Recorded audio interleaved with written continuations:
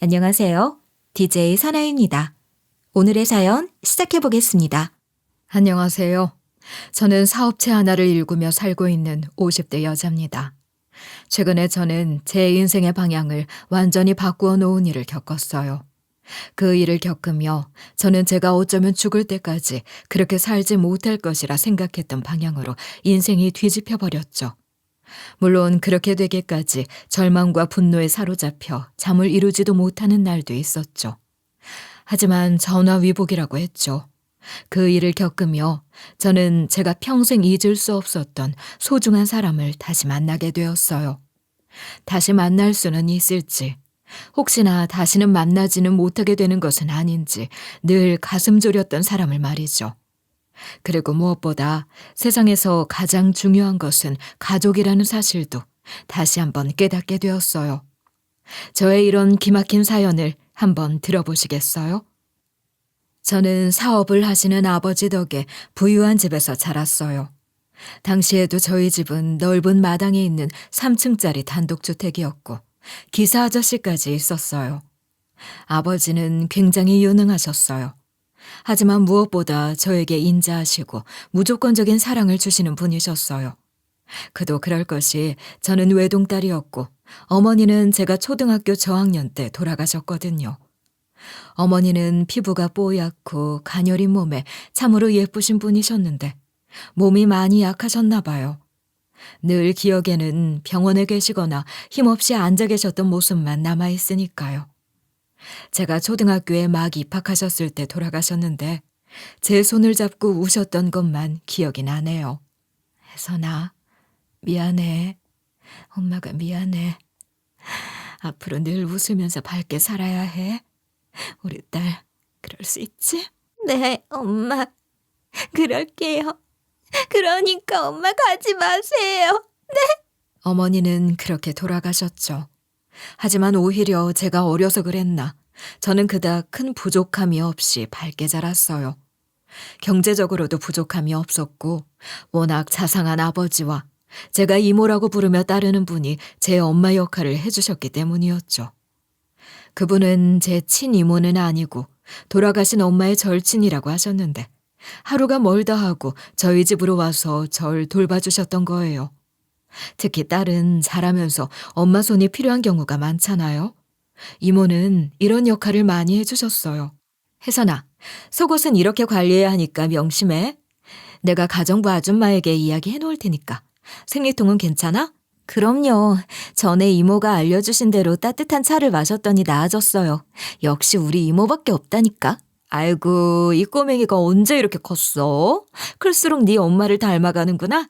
너 이쁘다고 남자애들이 따라오고 하지 않아? 조심해야 한다. 이모도 참, 나 아직 고등학생이야. 무슨 그런 소리를 해요. 저는 그렇게 구김살 없이 밝게만 자랐어요. 다 아버지와 이모 덕분이었죠. 그 사실 하나만큼은 아직도 이모에게 고마움을 가지고 있긴 해요.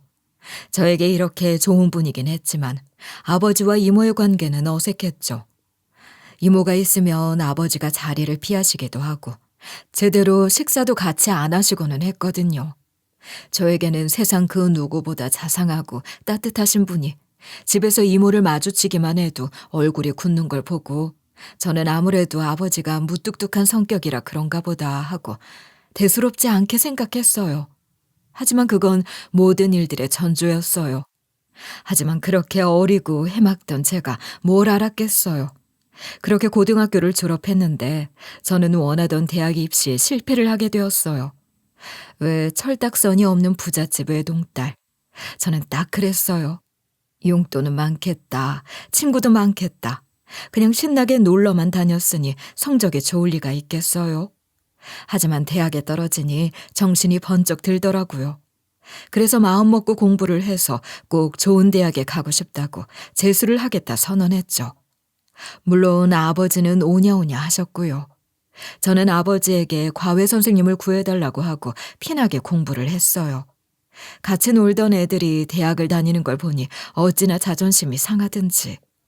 그러는데 이모가 하루는 이런 이야기를 하더군요. 혜선아, 너 영어 과외 선생이 갑자기 그만두게 되었다며? 영어 선생은 구했어? 아니요, 갑작스러워서 못 구했어요. 아버지가 또 알아봐 주신대요. 그럼 내가 소개를 해줄게.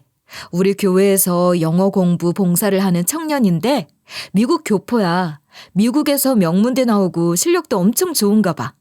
미국에서 나고 자랐지만 한국에도 자주 오고 해서 한국말도 잘해. 얼마나 바르고 성실한 청년인지 몰라.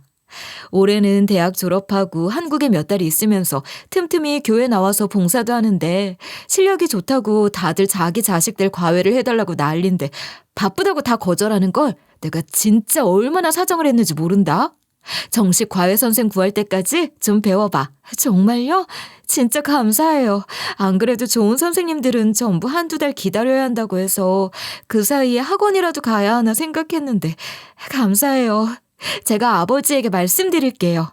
아버지는 처음에는 별로 내켜하시지 않아 하셨지만 이모가 어찌나 자랑을 하든지 거기에 다른 교회분들까지 신원을 보장하는 터에 아버지 역시 허락을 해주셨어요. 당시만 해도 원어민 영어 교사를 찾기 쉽지 않았던 때였어요.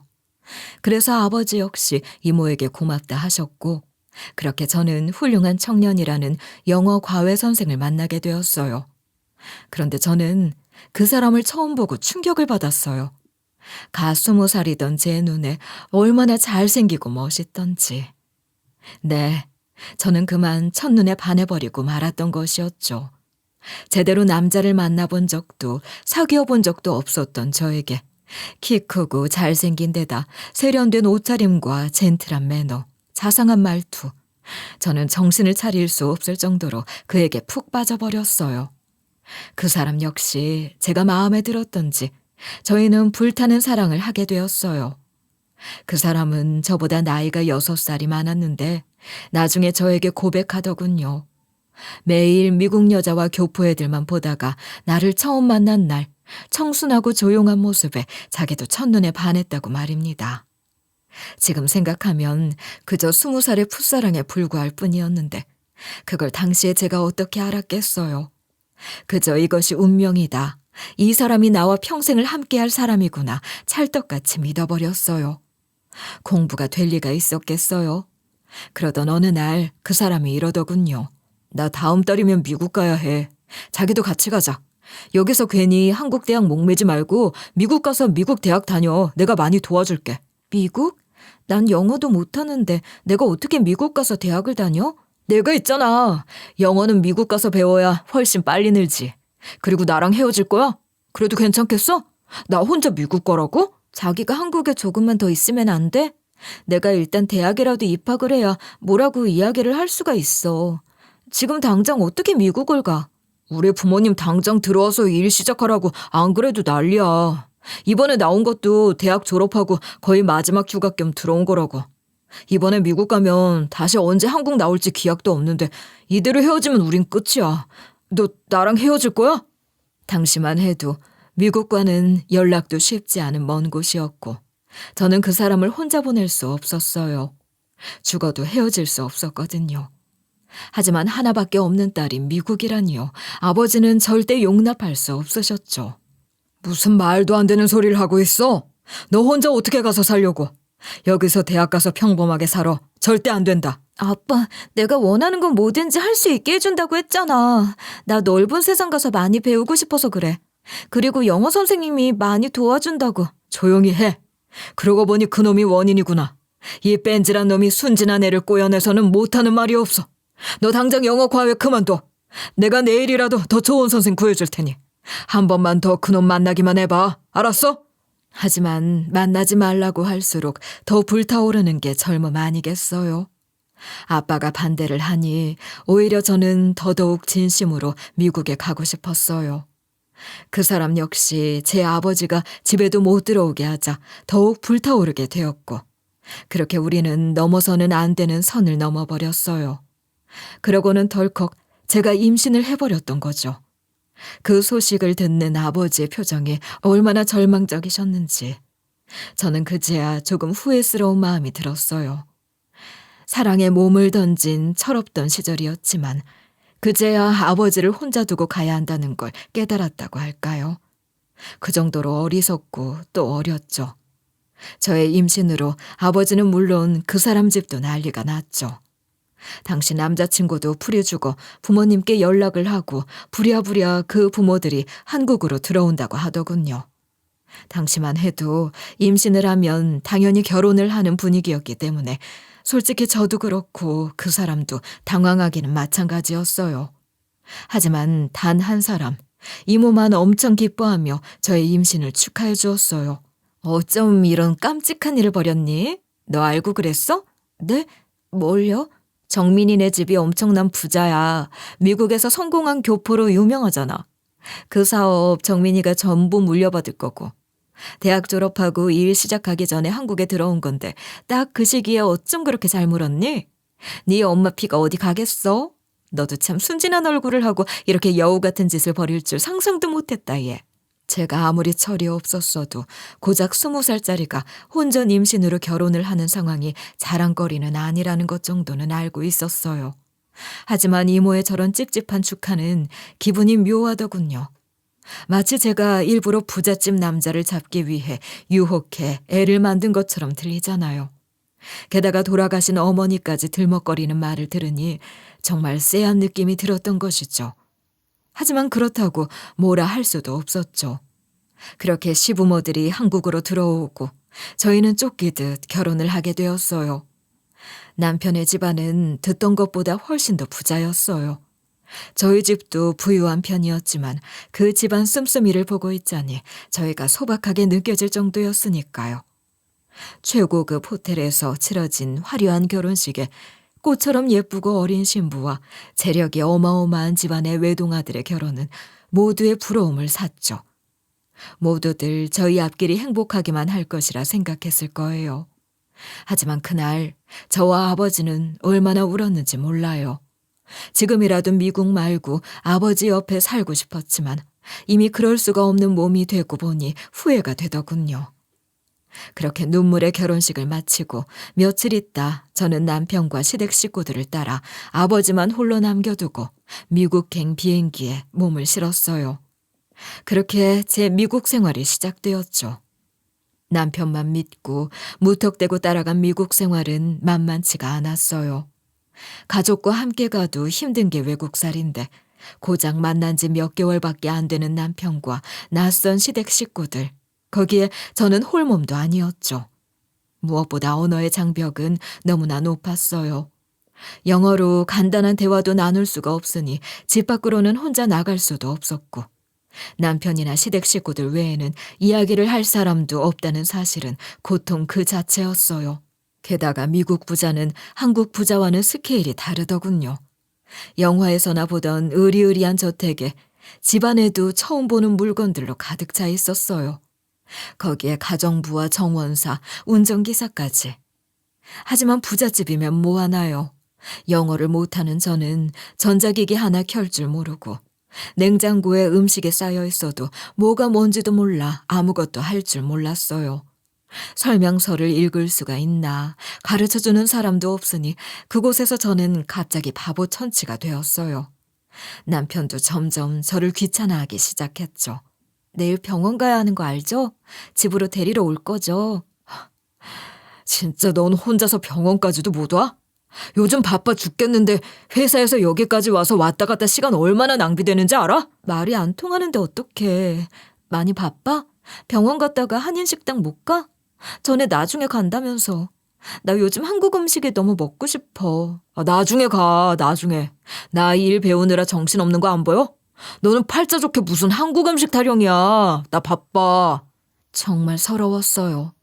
하지만 저 역시 어떻게든 적응하려고 노력을 했어요. 하지만 그 집에서 저를 따뜻하게 대해준 인간들은 아무도 없었어요. 시아버지는 저에게는 관심이 1도 없었고 하루 종일 같이 있는 시어머니는 그보다 더했어요. 어머니, 제가 입덧이 좀 심해서 마트 좀 데려다 주실 수 있으세요? 제가 한국 음식 해드릴게요. 어머니도 드시고 싶으신 거 없으세요? 뭐? 한국 음식? 오 마이 갓. 예, 너는 미국 와서 살면 미국에 적응할 생각을 해야지. 뭘 촌스럽게 아직도 한국 음식 타령이야. 이 집에 된장 냄새라도 풍길 작정이야? 어이가 없네. 뭐 먹고 싶은 게 있으면 주방에 제니퍼 있잖아. 걔한테 뭐 만들어 달라고 해. 맞다. 너 말도 못하지? 기가 막혀서. 아니 너는 어떻게 미국 와서 살 작정을 한 애가 영어 공부도 안 했니? 아니 고등학교는 나왔다며. 그 정도도 못해? 진짜 머리는 나쁜 애들이 나쁜 쪽으로만 발라당 까져서 아휴 속 터져. 정말 해도 해도 너무한다는 생각이 들더군요. 아니 임신은 저 혼자 했나요? 저 혼자 남편을 협박이라도 했냐고요. 저는 서름이 폭발하고 말았죠. 어머니 정말 너무하시네요. 애는 저 혼자 만든 게 아니잖아요. 어머니도 임신해보셨고 입덧해보셨을 거 아니에요. 같은 여잔데 어떻게 말을 그렇게 하세요? 어머머, 눈 똑바로 뜨고 덤비는 것 좀 봐. 야, 너랑 내 아들이랑 같아. 내 아들은 성인이야. 여기는 미국이다. 미국에서는 그렇게 프리하게 연애해. 덜컥 임신으로 발목 잡아 시집 왔으면 납작 엎드릴 생각을 해야지. 주제도 모르고. 아무리 제가 마음에 안 드신다고 해도 홀몸도 아닌 저에게 그런 말씀을 하실 수가 있어요? 시어머니가 매일 끼고 사는 그 개가 새끼를 가져도 이러실 거예요? 지금 무슨 말도 안 되는 소리야. 너도 성질은 있다 그거니? 야, 그렇게 억울하고 서러우면 공부를 하고 영어나 좀 배우든가. 그래, 앞으로 집에서는 영어만 써야겠네. 너 지금부터 영어 아니면 나한테 말도 걸지 마, 오케이? 시몬은 이렇게 절 비웃으며 눈도 하나 깜짝 안 했죠. 저녁에 돌아온 남편에게 하소연을 해봤자 돌아오는 말은 싸늘했어요. 여기서는 원래 가족이라도 자기 일은 자기가 알아서 해야 해. 한국이랑 다르니까 너도 제발 그만 좀 징징대. 그리고 영어 배워야 하는 건 맞잖아. 불평만 하지 말고 배울 건 좀 배워. 이후 그 인간들의 행태는 기가 찼어요. 제가 뻔히 있는데도 지들끼리 영어로 대화하고 저녁 식사 시간에도 영어만 해서 저는 무슨 말을 하는지 알아들을 수도 없어서 묵묵히 고기와 빵만 씹어 삼켜야 했어요. 고문도 그런 고문이 없었어요. 하지만 더 이상 그렇게 살 수는 없었죠. 제가 어떻게 온 미국인데, 아빠 혼자 한국에 남겨놓고 온 미국인데 구박한다고 그걸 멍하니 당하고 살기에는 억울했거든요. 다음 날 저는 용기를 내서 부엌에서 일을 하고 있는 가정부 제니퍼 아주머니에게 다가가 말을 걸었어요. 아니, 말이라기보다는 떠듬떠듬 손짓 발짓을 총동원한 것이었죠. 후덕한 인상을 가진 제니퍼 아주머니는 웃으며 제 손을 따뜻하게 잡아주더군요. 다행히 뜻이 통했던지 나는 제니퍼의 도움으로 마트에 가서 배추도 사고 고춧가루 비슷한 것도 구해서 집으로 돌아와 얼추 김치 비슷한 것도 만들었어요.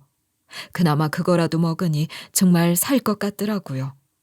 하지만 외출했다 돌아온 시몬은 그걸 보고는 불같이 화를 냈어요.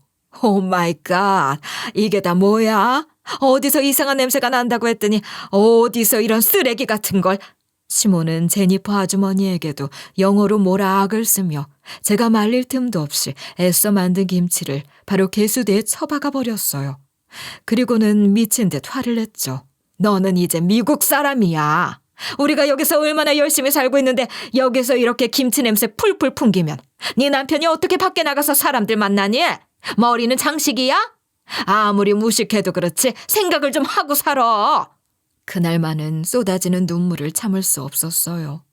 저는 엉엉 울며 방으로 뛰어갔죠. 하루 종일 울다가 퇴근한 남편을 붙잡고 하소연을 했지만 그 인간의 대답은 더 기가 찼어요. 제발 좀, 너 진짜 왜 이렇게 유난이냐? 한국 음식 못 먹으면 죽어? 죽냐고. 미국 오면 미국 사람으로 살아야지 왜 그래? 뭐? 미국 사람? 어떻게 한국 사람이 갑자기 바뀌어? 그리고 다른 것도 아니라 입덧 때문에 그랬잖아. 나 힘든 건 안 보여? 이럴 거면 나 한국 갈 거야. 나 너 하나 믿고 여기까지 왔어. 결혼해서 행복하게 해준다더니 어떻게 나한테 이럴 수가 있어?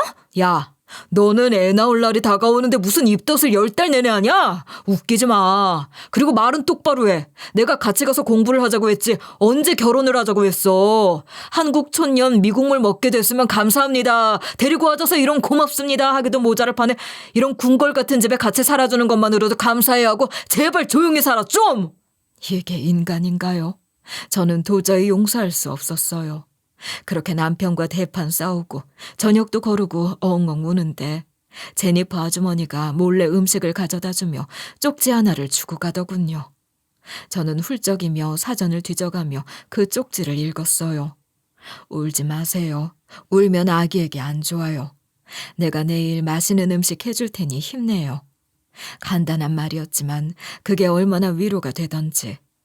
그날 새벽 저는 스트레스를 받은 탓인지 갑자기 진통이 와서 아이를 낳게 되었어요. 예정일보다 2주 정도 빨랐지만 무사히 건강한 아기를 낳았어요. 예쁜 딸이었죠. 웃긴 일은 그렇게 나를 못 잡아먹을 것처럼 하던 시댁 인간들이 아기는 이뻐 죽으려 했어요. 얼마나 좋아하고 이뻐하는지 말도 못했어요. 물론 그 와중에 제 신경을 쓰는 인간은 없었죠. 몸조리를 하든지 말든지 애 젖먹여라 기저귀 갈아라 난리였어요. 오직 제니퍼 아주머니만 제 몸을 걱정하며 수프를 끓여주고 아기도 대신 돌봐줬어요. 하지만 이제 그 인간들에게 정이고 뭐고 다 떨어진 상태라 서운하지도 섭섭하지도 않았죠. 그저 빨리 아빠가 한국에서 저를 보러 올 날만 기다렸던 것이죠. 하지만 저는 상상도 못할 전화를 받았어요. 아버지와 함께 오래 일을 하신 김상무님이셨죠. 혜선아, 놀라지 말고 들어. 사장님 쓰러지셔서 입원하셨다. 당분간 미국에는 못 가실 것 같아. 저는 큰 충격을 받았어요. 그리고 곧바로 한국으로 가야겠다 결심했어요. 어차피 더 이상 미국 생활에도 미련이 없던 터라 돌아볼 것도 없었죠. 물론 애 딸린 이혼녀가 되어 돌아가는 것이 죄송했지만 저는 이것보다 훨씬 더 좋은 대접을 받을 만한 사람이니까요. 아빠가 몸이 안 좋아서 쓰러지셨대. 내가 아기 데리고 한국에 다녀올게. 뭐? 많이 안 좋으시대? 아무리 그래도 아기를 데리고 어디를 간다고 그래. 제발 이해 좀 해줘. 한 달만 있다가 올게. 한 달이라고는 했지만 저는 이놈의 집구석에 다시 발을 디딜 생각이 추호도 없었어요. 하지만 시댁 식구에게는 그런 내색을 보이지 않았어요. 모든 준비를 마치고 저는 단 한 명, 이 집에서 유일하게 사람 취급을 해준 제니퍼 아주머니에게 몰래 쪽지를 건넸어요. 밤새 영어 단어를 뒤적여서 적은 쪽지였죠. 저는 한국으로 돌아가요. 그동안 감사했어요. 아래는 제 주소와 전화번호니 혹시 나중에라도 한국 오면 연락하세요. 정말 감사했어요. 하지만 이게 모든 불행의 씨앗일 줄 누가 알았겠어요. 일이 잘못되려 그랬는지 시모가 부엌에서 이 쪽지를 봐버린 것이죠. 그날 집안에는 난리가 났어요. 너 이게 뭐야? 뭐? 다시는 안 돌아와? 네가 지금 이혼을 하겠다는 거야? 그게 무슨 헛소리야? 줘봐.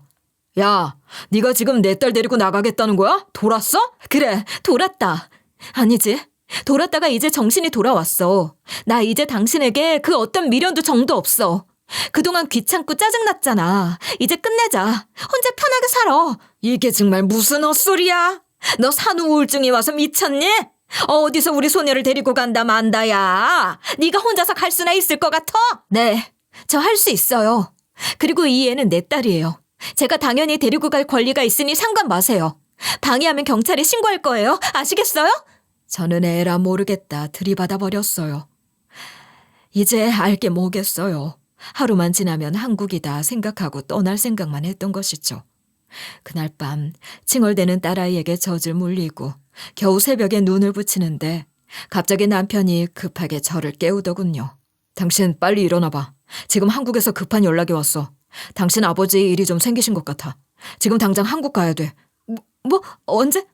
아빠? 많이 안 좋으시대? 저는 잠결에 남편에게 떠밀리듯 제대로 옷도 못 갈아입고 차고로 달려갔죠. 하지만 곧 저는 무엇인가가 잘못되었다는 것을 깨달았어요. 제니는? 이 사람들은 누구야? 이게 무슨 짓이야? 그는 싸늘하게 웃으며 우악스럽게 차에 저를 밀어넣고 차문을 탁 닫더군요. 제가 타자마자 차문은 바로 잠겨버렸고 뒷좌석에 앉아있던 덩치 큰 사람이 저를 우악스럽게 잡더군요. 제가 타자마자 운전석의 기사도 바로 시동을 걸었고요. 이게 무슨 짓이야? 당신 누구야? 이거 나! 그러자 차 뒤에 몸을 숨기고 있던 시모가 얼굴을 내밀더니 몸부림치는 저를 보고 픽 웃었어요. 너 한국 가서 우리랑 영 끊는다며. 우리가 그렇게 해줄게. 애는 우리가 키울 테니 넌 돌아가라. 가서 잘 살아. 이럴 순 없어. 안 돼. 내 딸 돌려줘. 말은 똑바로 해라 너. 걔가 왜 네 딸이니? 내 아들 딸이지. 그리고 막말로 우리 제니가 니네 집에 가서 사느니 우리랑 미국에서 사는 게 훨씬 행복하지. 안 그래? 뭐 보고 싶으면 가끔 보게는 해줄 테니 오던지. 다시 올 때는 영어 공부 많이 하고 와야 한다. 알았지? 그제야 속은 것을 알고 저는 울부짖으며 몸부림을 쳤지만 소용없었어요. 공항에 도착하자마자 저는 짐짝처럼 들려서 출국장으로 끌려갔죠. 제가 끝까지 울며 불며 못 가겠다고 저항하자 공항 보안대까지 달려왔어요. 그중 한국어를 하는 직원이 이러다 수갑을 차고 비행기를 타고 싶냐는 협박에 저는 울며 비행기를 탈 수밖에 없었어요. 그렇게 펑펑 울며 한국행 비행기에서 저는 반드시 곧바로 돌아가 내 딸을 다시 데려오리라 이를 악물고 또 악물었죠. 하지만 도착한 한국의 상황은 제가 생각한 것보다 더 최악이었어요. 아버지는 급성 심근경색으로 병원에 입원해 치료를 받으시고 계셨는데 얼굴이 너무 안 좋아 가슴이 찢어질 것만 같았던 겁니다. 다행히 약물로 호전이 되는 상황이었지만 저는 병원에서 김상무님에게 더욱 충격적인 이야기를 들었죠. 혜선이 네가 어릴 때부터 이모라고 하던 그 사람 있잖니? 그 여자가 대표님이랑 네 이름을 팔아가며 여기저기 돈 사고를 좀 쳤어. 지금 집도 넘어가기 직전에 이번 달 회사 어음도 겨우 막았어. 나도 어떻게 해야 할지를 모르겠다 지금. 그게 무슨 말씀이세요? 아니 이모가 어떻게 우리 집을 넘겨요. 회사 돈을 빼돌리다뇨? 우리도 충격이야. 당장 해결할 일이 산더미인데 어떻게 해야 할지 모르겠어. 이러다가 망하는 거 아닌가 모르겠다. 너라도 아버지에게 이것저것 물어보고 일처리를 좀 해줘. 아버지가 널 사회이사로 올려놓으셨으니 내일부터라도 회사에 나와보렴. 도와야지 어쩌겠니. 처음 한국에 올 때까지만 해도 저는 더 이상 놀랄 일은 없을 거라 생각했어요. 하지만 아니었죠. 그렇게 제가 믿고 따르던 이모가 그럴 리 없다며 현실을 부정했지만 이 세상은 나에게 얼마나 가혹하든지. 허겁지겁 이모 집으로 찾아갔지만 그 집에는 이미 딴 사람이 살고 있었어요. 네, 그 여자는 이미 자기 집도 홀랑 팔고 도망을 친 뒤였어요. 저는 이모네 집 앞에서 부들부들 떨며 생각하고 또 생각했죠. 이제는 안 된다고. 방금 목숨보다 더 소중한 제 딸을 빼앗기고 왔는데 아빠와 회사까지 엉뚱한 사람에게 빼앗길 수는 없다고요. 다시는 내 것을 빼앗기며 살지 않겠다고 생각하며 저는 다음 날부터 곧바로 아버지 회사로 나가기 시작했어요. 우선 회사부터 살려야 했으니까요. 그렇게 어떻게 세월을 보냈는지 모르겠어요. 매일매일이 전쟁이고 하루하루가 고비였던 날들이 정신없이 지나갔으니까요. 고작 20살 남짓한 어린 여자애가 사업을 물려받아 꾸려가는 동안 얼마나 많은 일이 있었는지는 일일이 설명하지 않으려 해요. 중요한 것은 제가 모든 일들을 극복하고 이겨내 지금 회사를 아버지가 운영하시던 때보다 훨씬 더 크고 탄탄하게 꾸려놓았다는 사실이 중요하니까요. 다행히 아버지도 건강을 회복하셨어요. 물론 계속 약을 드시고 계시고 꾸준히 병원 검진을 받아야만 하지만 일상생활에도 아무 문제가 없고 지금은 고문으로 회사에서 일도 열심히 하고 계세요. 제가 그 힘들고 모진 세월을 꿋꿋하게 버틸 수 있었던 건 오직 단 한 명, 제 딸을 생각하며 버텼기 때문이었어요. 10달을 품었다가 겨우 2달도 채 안 되는 기간 동안 안아보고 그 이후로 다시는 보지 못한 내 딸 말이에요. 저는 무슨 일이 있어도 반드시 제 딸을 찾아야만 하고 다시 제 품에 안아야만 하니 그동안은 그 어떤 일도 아무렇지 않게 넘길 수 있었던 것이죠. 물론 그 사이에도 딸아이가 보고 싶어 만나려는 노력을 하지 않은 것은 아니에요. 한국에 온 지 얼마 되지 않아 연락도 해보고 편지도 보내봤지만 그쪽은 저와는 완전히 연락을 끊어버릴 작정이었는지 그 어떤 답도 들을 수 없었어요.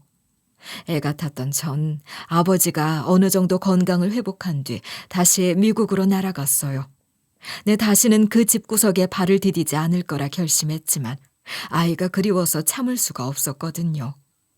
하지만 저는 1년 남짓 살았던 시댁의 집 앞에서 그냥 털썩 주저앉을 수밖에 없었어요. 그 집에는 낯선 이들이 살고 있었던 것이었어요. 그 인간들은 이미 집을 팔고 이사를 갔던 것이죠. 저는 물어물어 그 인간들의 회사에도 찾아갔어요. 하지만 더 기가 막힌 광경이 펼쳐졌어요. 회사 건물은 그대로 있었지만 간판이며 구성원들이 싹 바뀌어 있었던 것이죠. 그야말로 그들은 연기처럼 사라져버린 현실에 저는 누가 보든 말든 길에 주저앉아 얼마나 울었는지 몰라요. 나중에 알고 보니 그 인간들은 저를 한국으로 쫓아보낸 지 한 달 만에 집도 팔고 회사도 다른 회사에 처분한 뒤 다른 주로 떠났다고 해요. 원래 사모펀드를 운영했던지라 회사의 매각과 인수가 쉬웠던 것이죠. 저는 그 이후로도 그 사람들의 흔적을 찾기 위해 사람도 고용하고 종종 미국에도 갔어요. 하지만 그 넓은 미국 땅에서 겨우 이름 하나로 그 사람들을 찾기란 쉽지 않았죠. 그럴수록 저는 더 일에 매달리고 또 매달렸어요. 적어도 제가 성공하면 반드시 딸을 찾을 수 있을 거라 생각했기 때문이었어요. 아니, 어쩌면 그렇게라도 생각해야 그 시간을 견딜 수 있었던 것일지도 모르죠. 일을 하다 남는 시간에 저는 무조건 영어 공부를 했어요. 혹시 나중에 만나는 딸이 한국어를 잘 못해 나와 말이 안 통하면 안 되니까요. 그래서 아무리 바빠도 매일매일 가정교사를 두고 열심히 공부했어요. 그렇게 몇십 년을 공부했더니 지금은 혹시 교포냐는 말을 들을 정도로 유창한 영어를 구사하게 되었어요. 저는 매일 딸아이를 만나면 무슨 이야기를 할지 영어로 일기를 쓰고 있어요. 만나면 나중에 꼭 보여주리라 생각하며 말이죠. 그러던 어느 날 저는 뜻밖의 전화를 받았어요. 제니퍼 아줌마였죠. 서럽고 매서웠던 미국 생활 동안 그나마 저를 유일하게 위로해 주었던 그분을 저는 나중에 찾아 연락을 했어요. 그 아주머니는 제가 쫓겨나간 상황을 이야기해 주었죠. 아침에 출근하니 아기만 있고 엄마는 흔적도 없이 사라져서 얼마나 놀랐는지 몰라. 다른 식구들은 대답도 잘 안 해주고. 그래서 불안한 마음에 몰래 경찰에 내가 신고를 냈어. 덕분에 바로 다음날 해고되기는 했지만 마음은 편하더라고. 내가 그때 그런 일이 안 일어나게 해줬어야 했는데 늘 미안했어. 아니에요. 그래도 제니퍼 아줌마가 있어서 내가 견딜 수 있어요.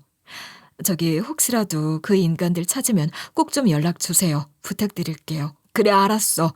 나도 그 인간들 어떻게 사는지 나도 궁금해.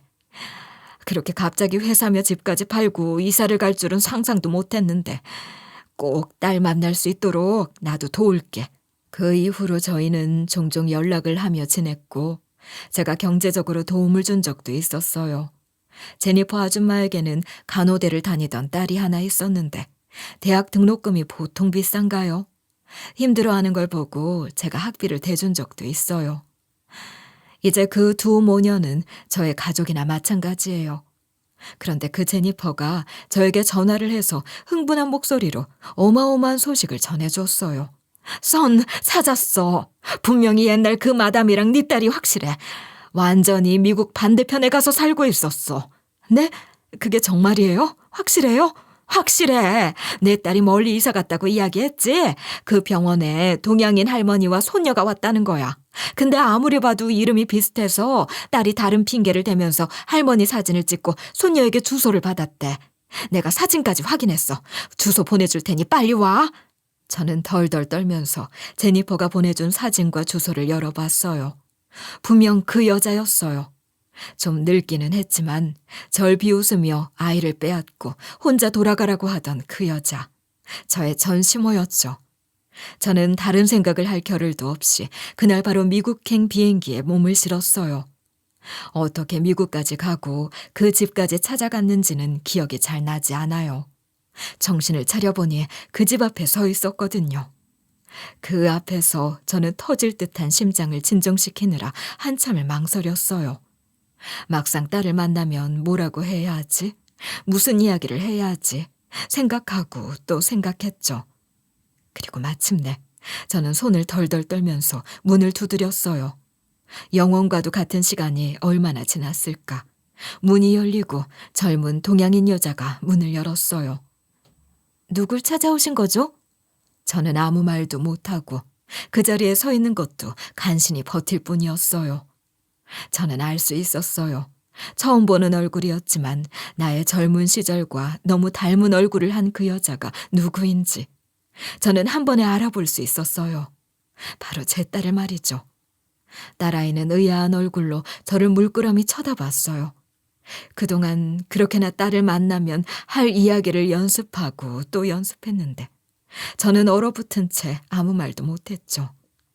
그렇게나 시간이 얼마나 흘렀을까. 딸아이가 입을 열었어요. 그리고 약간은 어눌한 발음의 한국어가 들려왔죠. 혹시 내 엄마예요? 갑자기 뜨거운 것이 훅 차오르더군요. 저는 저도 모르게 고개를 끄덕이고 딸아이를 껴안았어요.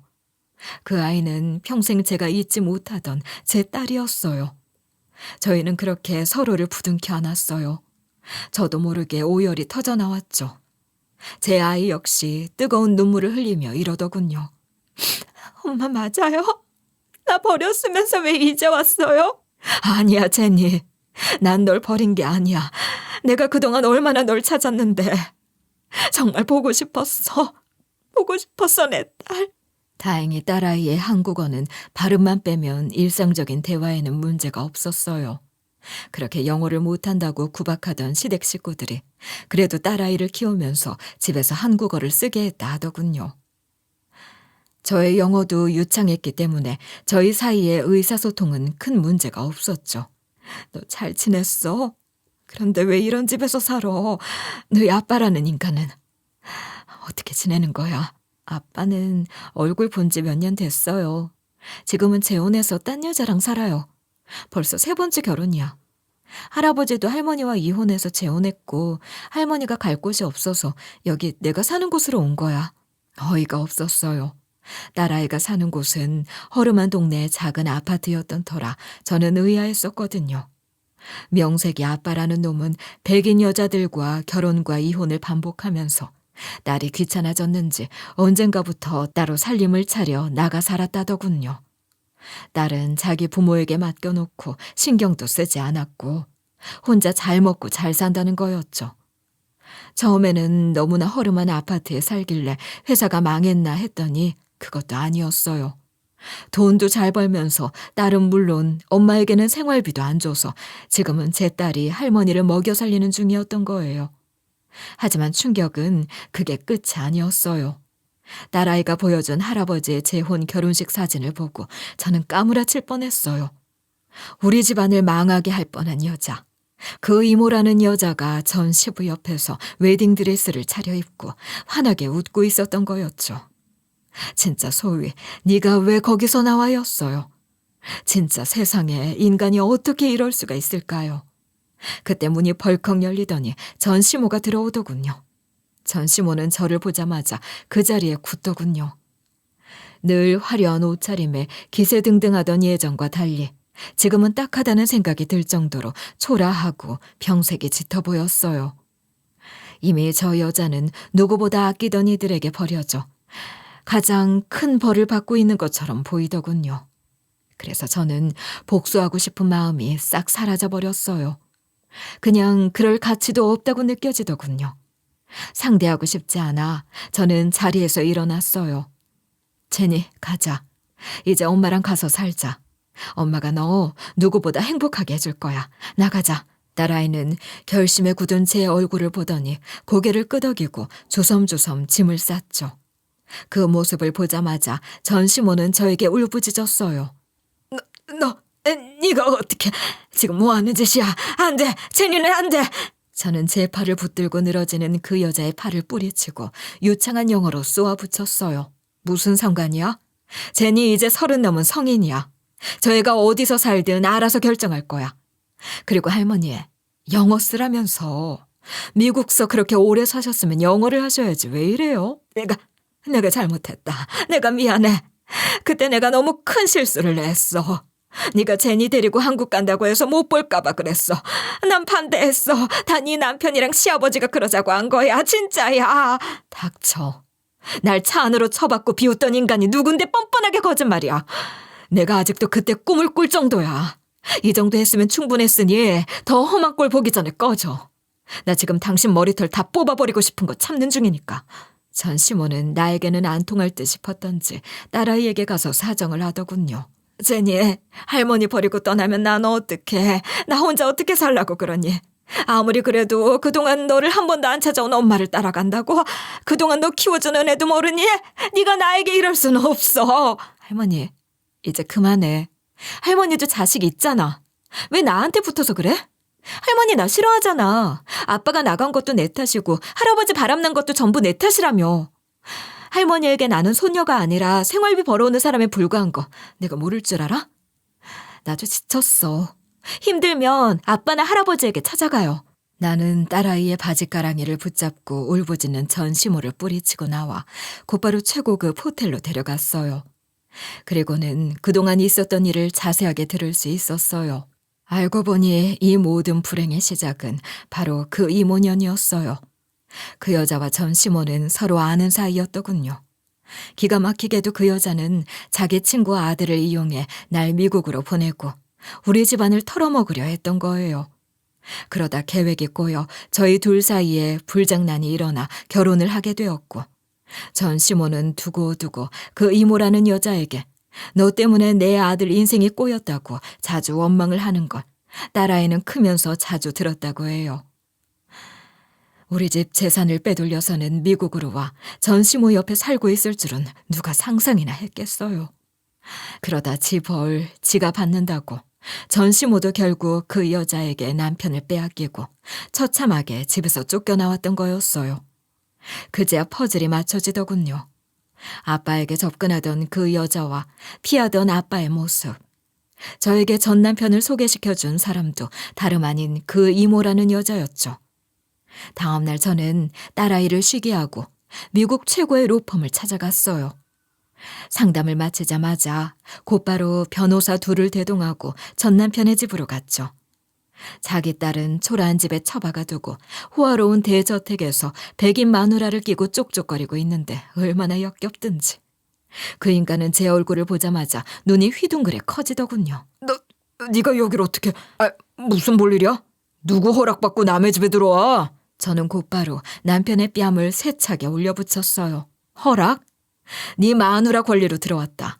너야말로 유부남이 지금 이게 무슨 더러운 짓을 하는 거야? 그리고 그 인간의 얼굴에 서류를 던졌어요. 바로 우리의 결혼증명서였어요. 네, 그 인간은 어리석게도 저만 쫓아내면 괜찮다 생각했는지 이혼 과정을 밟지 않았던 거예요. 저는 딸아이와 연이 끊어질까봐 혼인 상태를 유지하고 있었고요. 미국은 땅덩어리가 넓고 우리나라처럼 혼인 사실을 국가가 관리하지 않는다는군요. 거기에 주가 달라지면 서류 확인도 쉽지 않고요. 캘리포니아주에 살다가 완전 반대편인 뉴욕 부근으로 이주했으니 결혼 사실이 확인이 되지 않았던 거예요. 거기에 그 멍청한 인간이 자기가 이혼을 했는지 아직도 결혼 중인 건지도 확인을 하지도 않은 거죠. 유부남이 딴 여자랑 살림 차리고 결혼을 해? 나도 못 참아. 이혼해. 위자료는 각오해. 우리 결혼 기간이 30년이 넘는데 너는 외도까지 했잖아. 그럴 리가. 위자료라니. 그게 무슨 헛소리야. 너랑 나는 이미 끝났어. 웃기고 자빠졌네. 서류가 거짓말을 하겠니? 참, 어제 제니 만났어.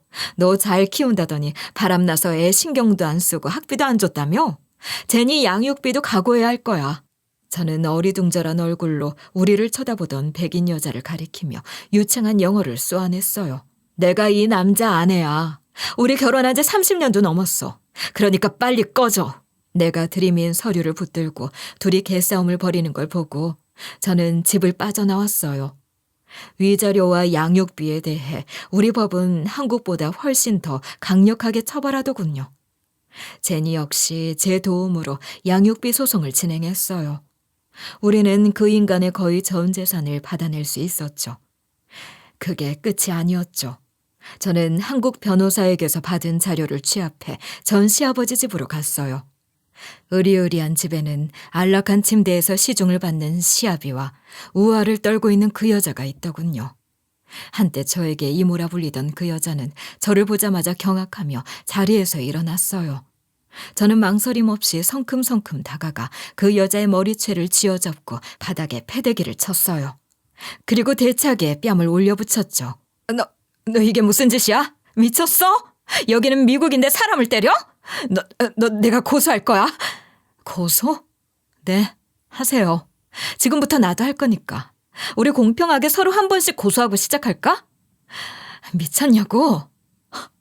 나 지금 그 무엇보다 제정신이야. 앙큼하게 여기서 또 남의 피 빨고 있었네? 내가 못 찾을 줄 아셨어? 같이 한국 갑시다. 죗값 받으셔야지. 안 그래요, 이모? 저는 경찰에 그 여자의 범죄 사실을 알리고 협조를 요청해 함께 집으로 갔던 것이었죠. 그 여자는 그 길로 경찰에 체포되어 끌려나갔어요.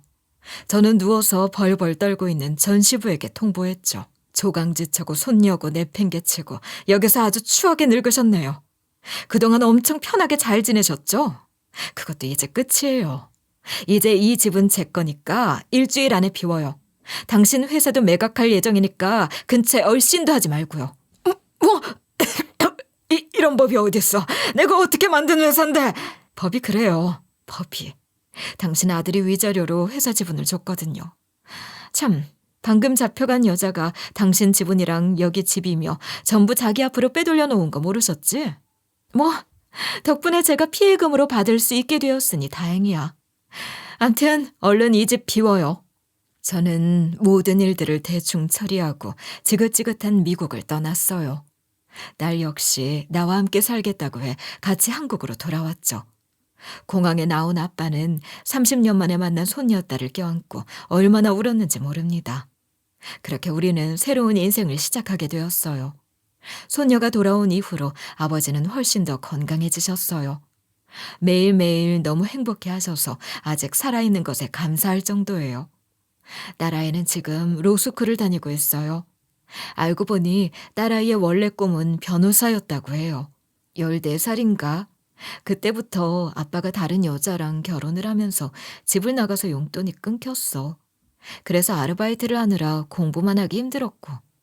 그래도 가고 싶은 대학에 합격했는데 아무도 등록금을 주지를 않아서. 미국 대학 등록금이 비싸잖아. 결국 대학을 포기하고 그냥 일을 하면서 살았어. 뭐? 용돈도 없이 어떻게 살았어? 무슨 일을 하면서 산 거야? 뭐 식당에서 일하고 피자집에서도 일하고 닥치는 대로. 20살 되자마자 집에서도 나가라고 해서 그때부터는 진짜 하루에 일을 2-3개씩 하고 그랬어. 그래도 공부가 하고 싶어서 야간 대학을 다니기도 했는데 엄마, 나 공부가 하고 싶어. 30이 넘었지만 지금 시작해도 될까? 엄마처럼 억울한 일 당하는 사람들 도와주고 싶어. 기가 막혔어요. 그 인간들은 지들 편한 대로 미국인, 한국인 노릇을 번갈아 하며 살았더군요. 나이가 들었으니 너 혼자 알아서 살아야 한다고 제대로 경제적 지원도 해주지 않고 20살이 되자마자 나가 살라며 거의 내쫓다시피 했던 거예요. 진짜 미국 부모라도 애를 그따위로 키우지는 않겠지만 그때는 그렇게 미국식을 찾더니 늙어서는 갑자기 한국 사람이 되어서 자기를 먹여 살리라며 딸아이 집에 찾아왔으니 얼마나 기가 막히겠어요. 진짜 이 이야기를 듣고 그 인간들을 더 밟아주지 못한 것이 한이 들 정도였죠. 30 아니라 40이어도 하고 싶은 거 해야지. 인생이 얼마나 긴 줄 알아? 너 하고 싶은 거 무조건 다 해. 변호사 아니라 변호사 할아버지라도 엄마가 너 하고 싶은 대로 무조건 다 해줄게. 그래, 이 하래비가 너 합격만 하면 바로 로펌도 차려주마. 어디가 좋아? 내가 강남 한복판에 제일 으리으리한 사무실로 차려줄게. 저와 아빠의 응원으로 딸아이는 열심히 공부해 로스쿨에 합격했어요. 정말 기쁜 일이었죠.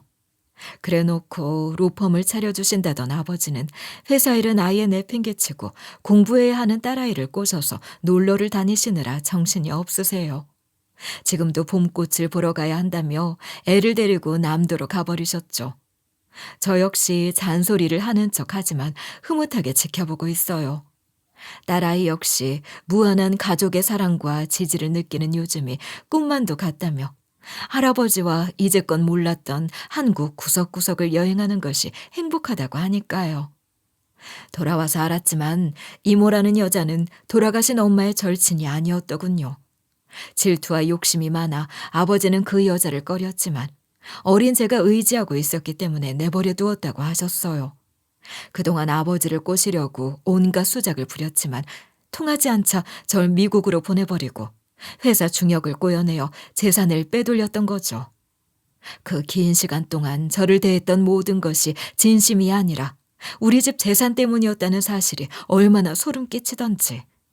그 때문에 아버지가 쓰러졌던 걸 생각하면 진짜 더 때려주지 못한 게 한일 뿐이에요.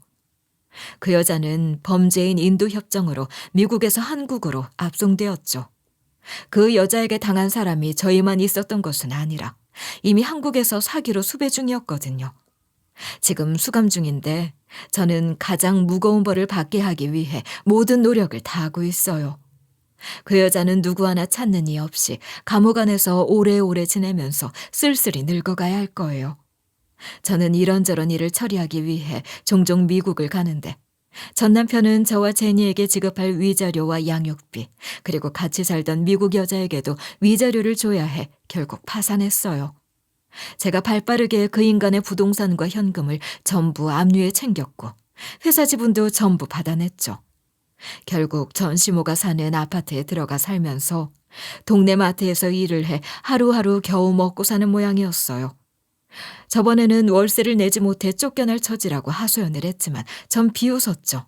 쫓겨나기 싫으면 열심히 일해서 월세를 내. 니들은 나랑 다른 사람이라며? 나보고 어쩌라고? 너 이런 애였어? 어쩜 그렇게 독해? 아무리 그래도 내가 애 아빠인데 월세 정도는 도와줄 수 있는 거 아니야? 네가 지금 독하다는 말을 한다는 것 자체가 웃기다. 애 아빠? 애랑 엄마를 갈라놓고 30년 동안 만나지 못하게 한 게 누군데 그딴 소리가 입에서 나와. 네가 아직 정신 못 차렸지? 한마디만 더 해봐. 내가 모욕죄로 더 고소해줄까? 이렇게 이야기하자 무서웠던지 그 이후로는 연락을 하지 않았어요. 전 시부 역시 파산했죠. 내가 위자료로 받은 지분과 딸아이가 받은 지분을 더해 회사는 우리 소유가 되었어요. 저는 전문 경영진을 고용했는데 알고 보니 그 인간들은 회사 돈까지 빼돌려 펑펑 쓰고 있는 중이었더군요. 회사 차원에서 그들을 배임으로 고발해 아마 전 시부는 미국 감옥에 수감될 거예요. 남편 역시도 말이죠. 뭐 어디 갈 곳도 없다고 하더니 거기서 오래 있으면 되겠죠. 전 시모는 풍이 왔다고 하더군요. 혼자 거동이 힘들어 공공요양원 같은 곳으로 들어갈 것이라고 하던데 솔직히 제 알 바 아니잖아요. 상황이 어려워지니 어떻게 알았는지 뻔뻔스럽게도 제니에게 연락을 해오길래 짜증나서 전화를 제가 받았죠. 그랬더니 하는 말이 더 기가 막혔어요. 아무리 그래도 내가 제니 할머니인데 요양원에서 죽으면 제니 마음이 어떻겠어? 한 번만 봐줘. 나도 늙어서인지 한국이 그립고 이제 한국 가서 여생을 보내고 싶어. 부탁이야. 기가 막혔어요. 이제 와서 할머니 타령, 한국인 타령. 저는 매섭게 쏘아붙였어요. 물론 영어로 말이죠. 저기 할머니 미국인이잖아요. 그렇게 강조하던 거 잊었어요? 미국인이면 미국에서 죽을 때까지 살아야지. 왜 갑자기 한국 타령이에요? 제 딸은 이제 한국인이니까 연락하지 마세요. 한 번만 더 연락하면 신고할 테니 명심해요. 내가 그런 게 아니야. 이게 전부 다 아들놈이랑 그 시아버지 그놈들이 짜고 한 거라니까. 부탁이야. 요양원은 싫어. 싫으시면 전 남편이나 아들에게 연락을 해보시던가요. 그동안 회사 돈도 빼돌려서 딴 여자들에게 펑펑 썼던데. 그분들이랑 상의를 해보세요. 엄한 우리에게 이러지 말고. 그 이후로 그 인간들은 서로 물어뜯고 소송을 하고 난리가 났더군요. 한 줌 남아있는 재산을 서로 차지하려고 진흙탕 싸움을 벌이는 더러운 꼴을 보면서 제가 한때나마 저 가족 안에 속했다는 사실이 얼마나 소름이 끼쳤는지, 그리고 진작에 그들과 절연한 지금이 얼마나 다행스러운지 몰라요. 지금 제 옆에는 누구보다 사랑스러운 진정한 가족인 아버지와 딸이 있어요. 진정한 가족이란 서로를 지지해주고 응원해주고 하고 싶은 일을 할 수 있도록 뒷받침을 해주는 거 아니겠어요? 저는 평생 아버지와 딸아이를 응원해주고 지지하며 살아갈 생각이에요. 물론 살다 보면 힘든 일도 어려운 일도 있겠지만 가족들이 있으니 다 극복할 수 있을 거라 믿고 말이죠. 여러분들도 가족들과 함께 앞으로 행복 가득한 일만 있으시길 바랄게요. 들어주셔서 감사합니다. 건강하세요.